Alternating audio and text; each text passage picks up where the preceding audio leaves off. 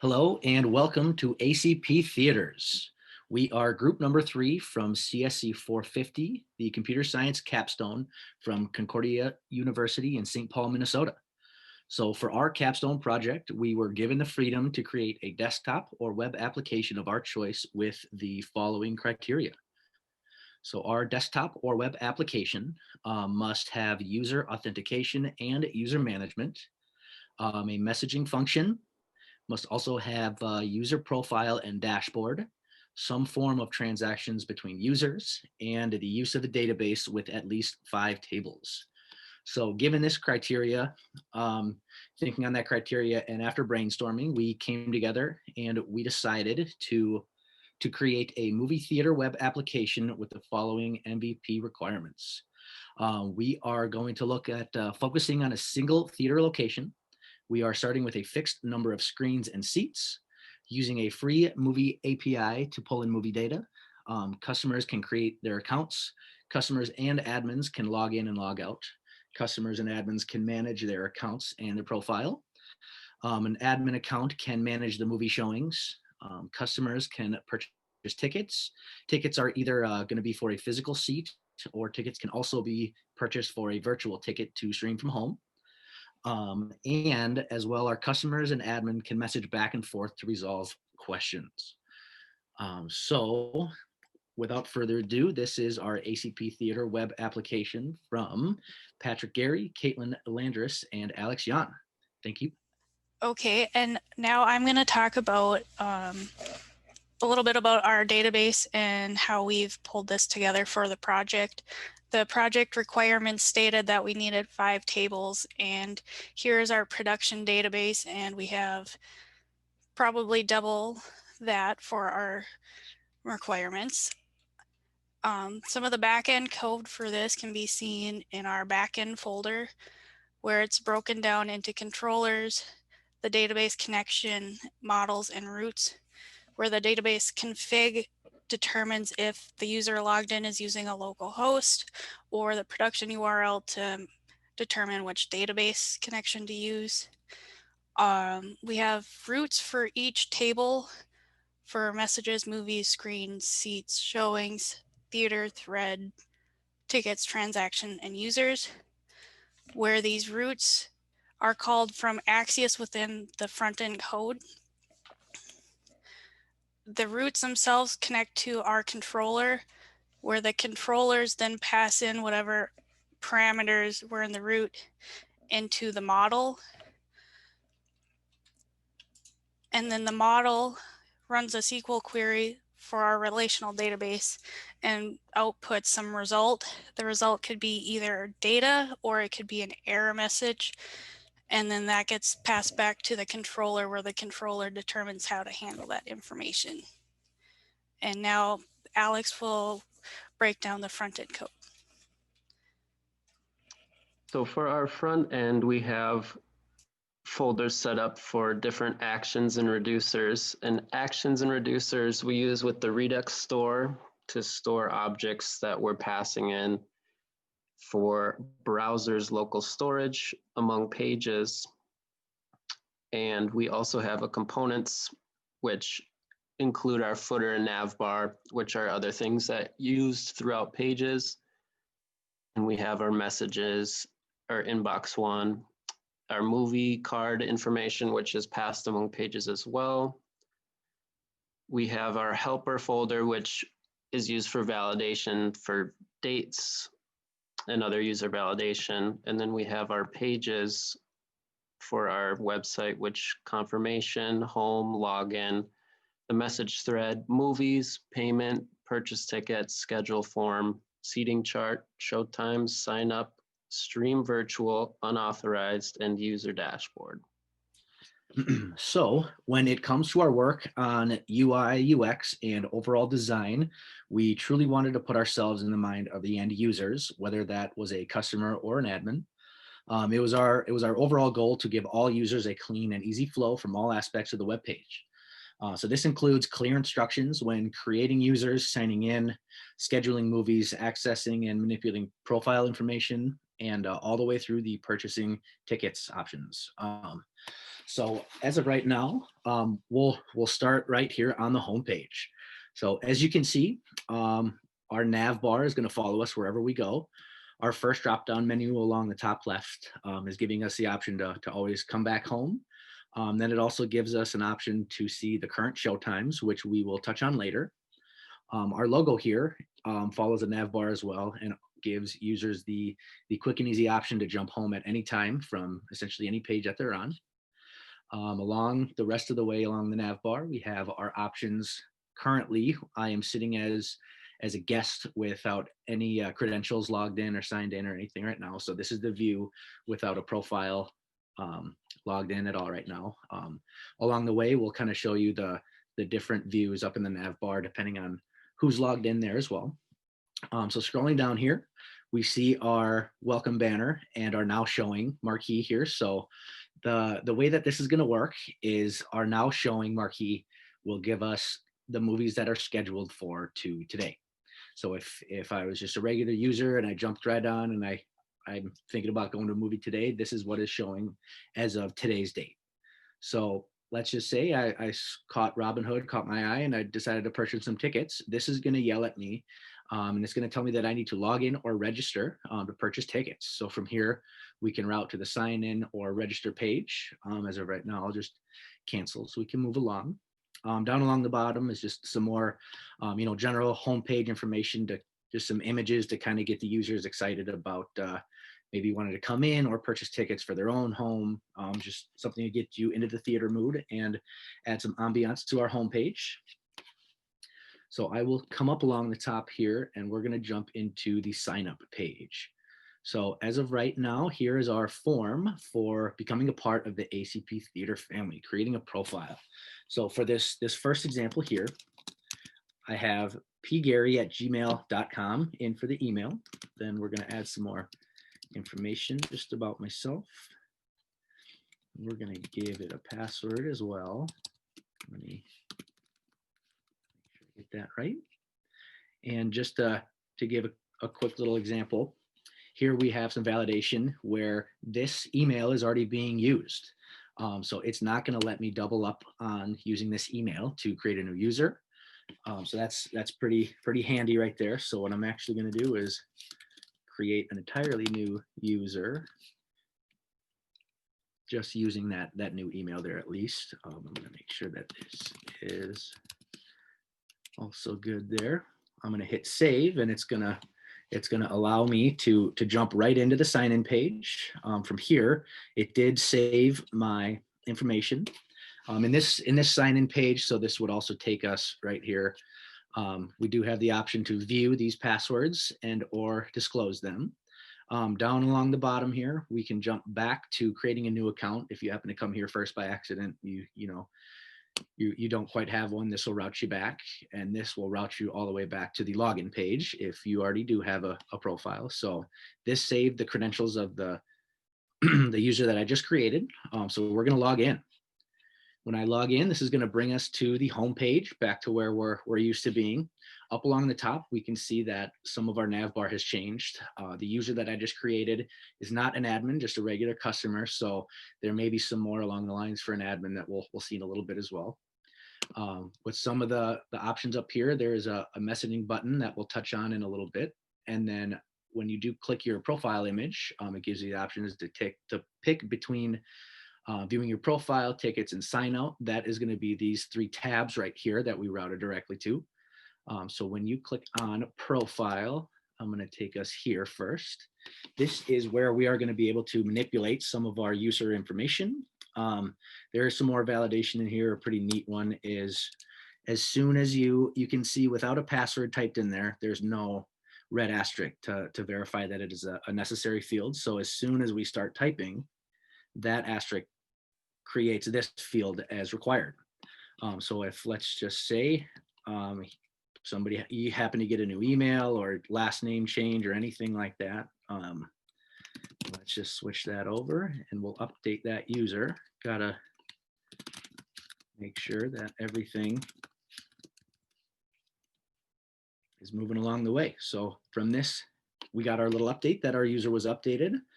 And as from here, I'm going to take us back to our logo and jump back to the home screen. So that is a quick snippet at our homepage, creating a user and logging in and manipulating some user data.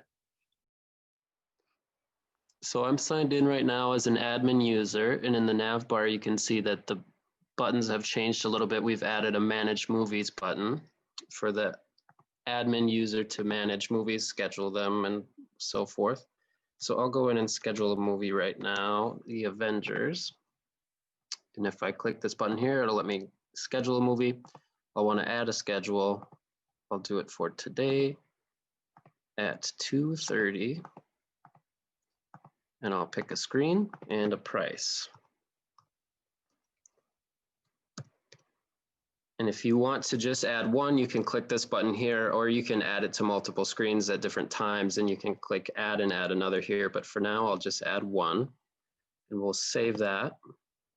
And if you go into the showtimes page, you'll be able to see the movie that I just scheduled here. And if I want to purchase a ticket, we'll go in there, we'll select today's date, and we'll click the time. And if we buy a virtual ticket, we want to select the number of viewers. So maybe we have 4 people at home wanting to view it. We'll confirm. And then we'll add our information here.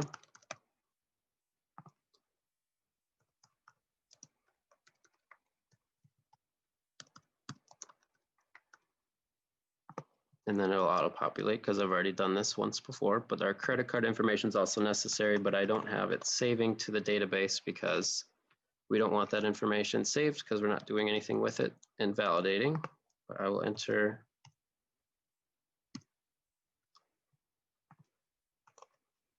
and we'll confirm that. And so now we see our confirmation page. It says your order's been successfully processed and your seats are confirmed. Thank you for your purchase. If you want to go into the tickets tab, then you'll be able to look at your movie theater tickets that you have upcoming. And it'll say upcoming here in a virtual ticket. I'll go back in and purchase an in-theater ticket as well. Same time, but this time we'll have theater ticket, confirm. And now we get to select seats here. And we'll select 2 in the back row.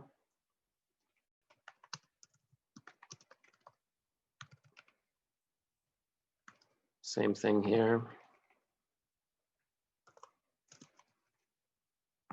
Enter all our information.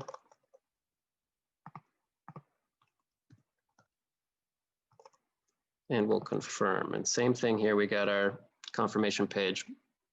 We can also go to the messaging tab here, which we'll get into in a little bit, that you can ask questions about your ticket, so on and so forth. So if we go in here, we see that these are now active, and we can go into our virtual ticket here, and we can watch a virtual movie, which right now it'll take us to this page here because we don't actually have movies to show and stream, but this is just kind of a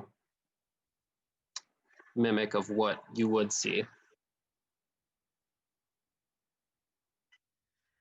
I'm just going to show off some of the validation that we have on a few different spots, as well as some messaging components. For validation, we have added some extra validation on the schedule form to prevent duplicate data or overlapping movies showing on the same screen. So we can see that on this date, there's already movies showing on screen 1, 2, 3, and 4. So our only available screens to select are 5 and 6. If I go to tomorrow, all screens are available, so I can select any screen I want to put a showing on. And if I just want to schedule a movie at noon, I can do that. For tomorrow, I can add one and choose to schedule another. If I try to save the same movie at the same time, I get an error message saying that they cannot be scheduled at the same time. If I choose half an hour in the future, I will also get an error because they overlap, and it gives me the runtime so I can choose the appropriate time to schedule the movie. So then I could schedule it at 3 o'clock instead and just choose to add one, and then I would get those. if I didn't want a movie, I could remove one and then choose to save my noon showing.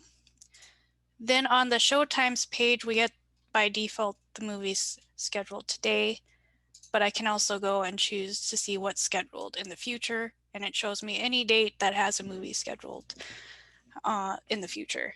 So then I can see that there's a movie home scheduled tomorrow, and I can choose to purchase tickets and see that it's playing at noon tomorrow. Some other validation here is, or not validation, but just some nice to haves is I can choose seats to purchase. And then if I go back with the back button, it auto loads the seats that I purchased or selected to purchase, and I can make modifications there. If I choose cancel, it clears everything out and brings me back to the showtimes page where I can select a different movie. Now, if I just refresh here, I can see that I have a message, a new message that came in from Patrick Garry. There's a number here that indicates the number of messages. So if Patrick had sent me another follow-up message before I reviewed it, I would have a 2 up in the notification icon, and this would say there's 2 new messages. Then I can come in here and look at this message, and I can choose to reply back to Patrick's.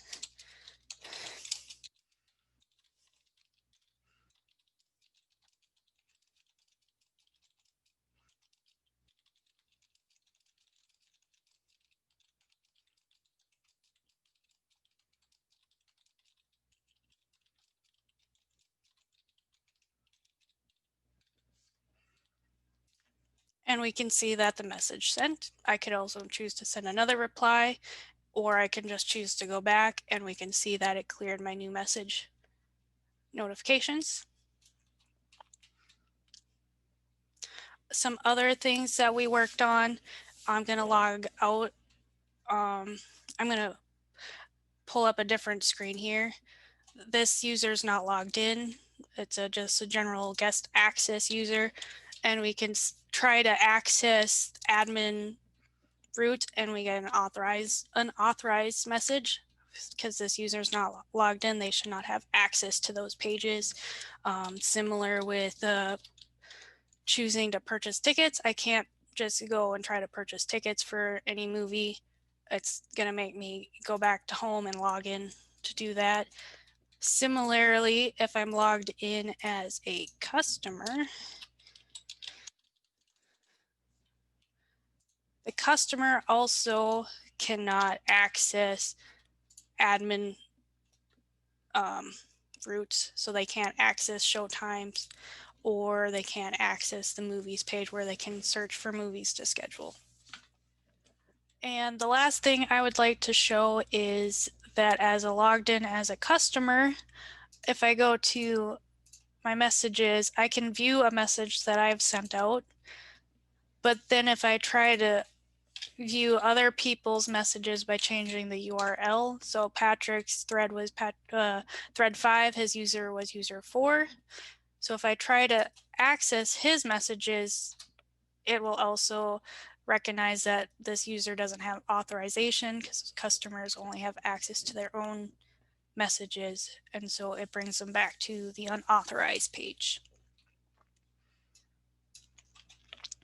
Then on the unauthorized page, the user has the option to go back to home. Otherwise, they can use their navigation menus to access the things that they should have access to. Then the last step as a user that's signed in would be they have the option to sign out here, which we haven't demoed yet. And this just brings them back to the home page, and we can see the nav bar updated showing now they have the option to sign up again or to sign back in.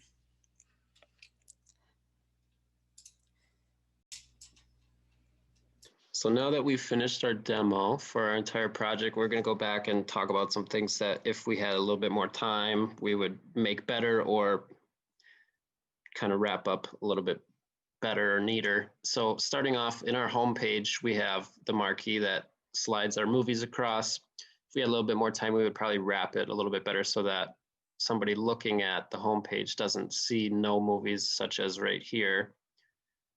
There's another thing, if you manage movies, it works out just fine. However, it's a little bit tedious when you're scheduling movies because you have to do it one at a time. So if we had a little bit more time, we would have added a way to mass schedule movies for a week or so, some period of time that allows you to do it all at one time. But that requires a lot of validation changes to our current implementation. Another thing is when you click into a new message, if there was more messages here, we would have added some more indication of which is the new message, so on and so forth.